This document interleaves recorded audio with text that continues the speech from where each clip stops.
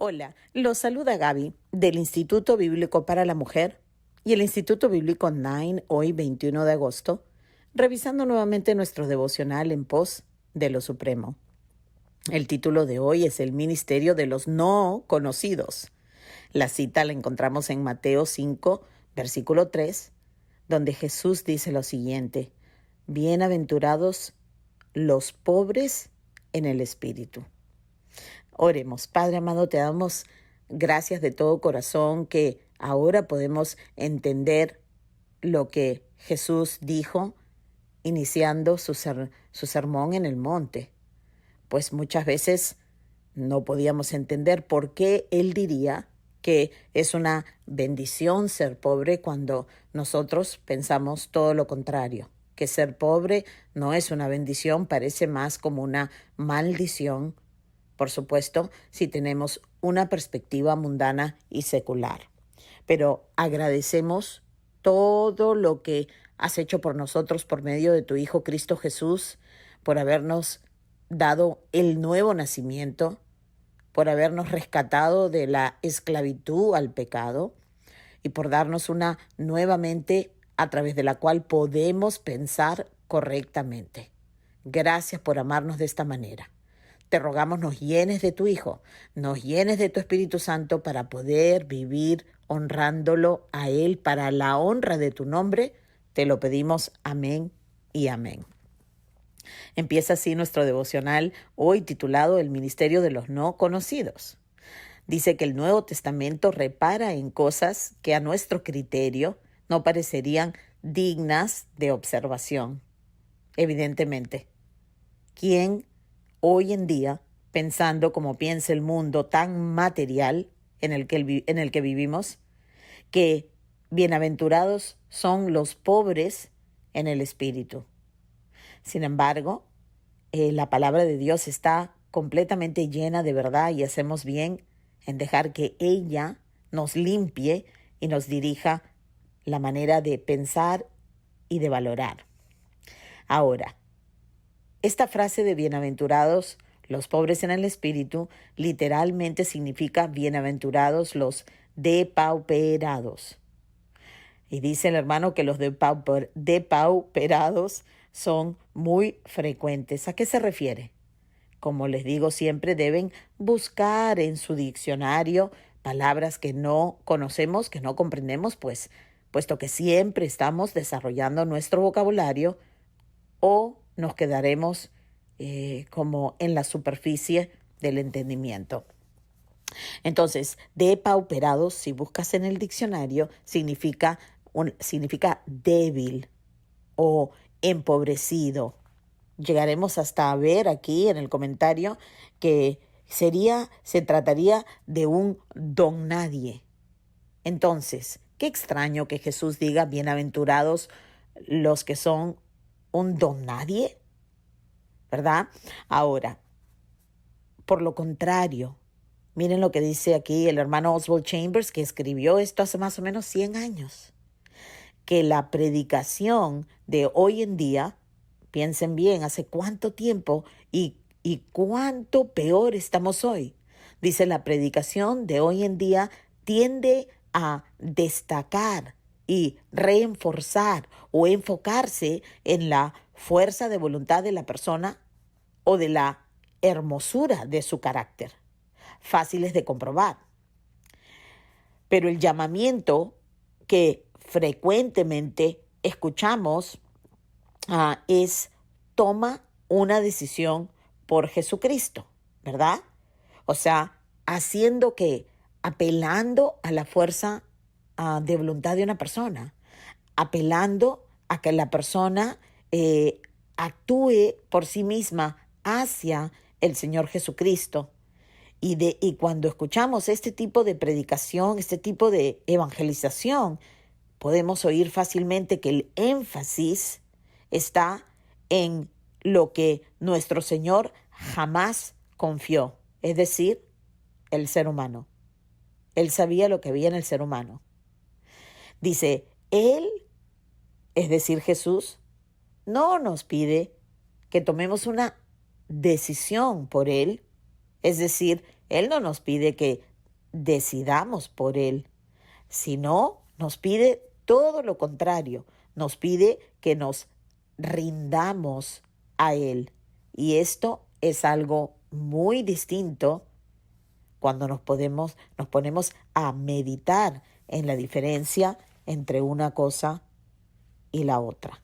Por esto creo yo que tenemos tantas personas que pensaron que en algún momento decidieron por Cristo, sin embargo, no ven un solo cambio en su vida, no ven la evidencia del nuevo nacimiento, no hay obediencia, no hay santidad. Y la palabra claramente nos dice en hebreo que sin santidad nadie verá al Señor. Entonces continuamos, dice el núcleo básico del reino de Jesucristo está formado por gente de lo más vulgar y común, es decir, por muchos don nadies. Entonces, mi pobreza, de acuerdo a la Biblia, de acuerdo a lo que el Señor nos dice, es realmente mi bendición. Ahora estamos hablando de una pobreza de que haya como ausencia de orgullo, que no estemos tan llenos de nosotros mismos que no podamos rendirnos al Señor y que aunque tengamos la oportunidad de creer en Él y de seguirlo a Él, que seamos tan ricos en orgullo que no podamos rendirnos ante quien todo lo dio por nosotros para que nosotros no tengamos que pasar por el juicio de Dios y recibir la ira que nos debería y nos llegará, al menos que Jesucristo haya pagado por nuestro pecado. ¿Quién de nosotros puede decir que no hemos pecado? Y la Biblia dice que la paga del pecado es la muerte. Sin embargo, la dádiva de Dios es vida eterna en el Señor Jesucristo. Entonces, volvemos a ver, el núcleo básico del reino de Jesucristo está formado por gente de lo más común, de lo más que nadie valora, vamos a decir. Entonces, nuestra pobreza llega a ser nuestra bendición. Dice, si no tengo fuerza de voluntad y mi naturaleza carece de valor, entonces Jesús me dice, bienaventurado eres, porque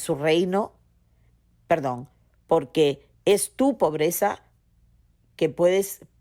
porque es por tu pobreza que puedes entrar al reino. Ya esto lo he explicado.